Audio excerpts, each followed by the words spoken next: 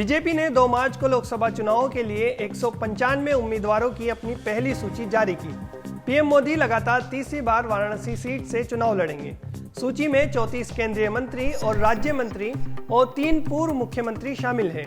Party ने MP के पूर्व सीएम शिवराज सिंह चौहान को लोकसभा भेजने की तैयारी कर ली है। उन्हें विदिशा सीट से उम्मीदवार बनाया गया है। हालांकि बीजेपी के कई ऐसे बड़े नाम भी हैं जिनका पार्टी ने उनकी मौजूदा सीट से टिकट काट दिया और उनकी सीट पर किसी और को उम्मीदवार बनाया है। चलिए आपको ऐसे ही नामों से रूबरू कराते हैं। साथ ही हम आपको यहाँ कुछ चौंकाने वाले नाम भी बताएंगे जिन्होंने इस लिस्ट में अपनी जगह बनाई है।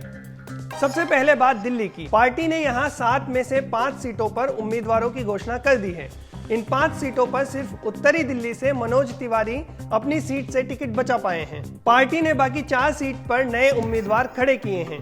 चांदनी चौक से हर्षवर्धन का टिकट काटकर परवीन खंडेलवाल को उतारा गया है। नई दिल्ली से मीनाक्षी लेखी का टिकट काटकर सुषमा स्वराज की बेटी बांसुरी स्वराज को उम्मीदवार बनाया गया है। पश्चिमी दिल्ली से परवेश वर्मा की जगह कमलजीत सहरावत मैदान में है। दक्षिणी दिल्ली से रमेश बिधूड़ी को हटाकर रामवीर बिधूड़ी को उतारा गया है। अपने विवादित बयानों से खबरों में रहने वाली सांसद साध्वी प्रज्ञा ठाकुर को इस बार भोपाल से टिकट नहीं मिला है। उनकी जगह आलोक शर्मा को पार्टी ने उम्मीदवार बनाया है। अब आते हैं उन नामों पर जिन्होंने इस लिस्ट में जगह बनाकर सबको चौंका दिया। पार्टी ने बंगाल के आसनसोल से भोजपुरी स्टार पवन सिंह को उतारा था। उनका मुकाबला टीएमसी के शत्रुघ्न सिन्हा के साथ होना तय माना जा रहा था। हालांकि उनके नाम पर विवाद के बीच पवन सिंह ने चुनाव नहीं लड़ने का फैसला किया है।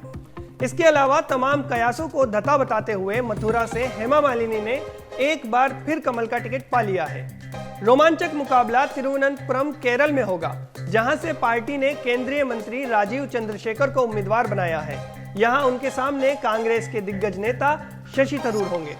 इसके अलावा केरल की ही पतनामथिट्टा सीट से अनिल एंटनी चुनाव लड़ेंगे।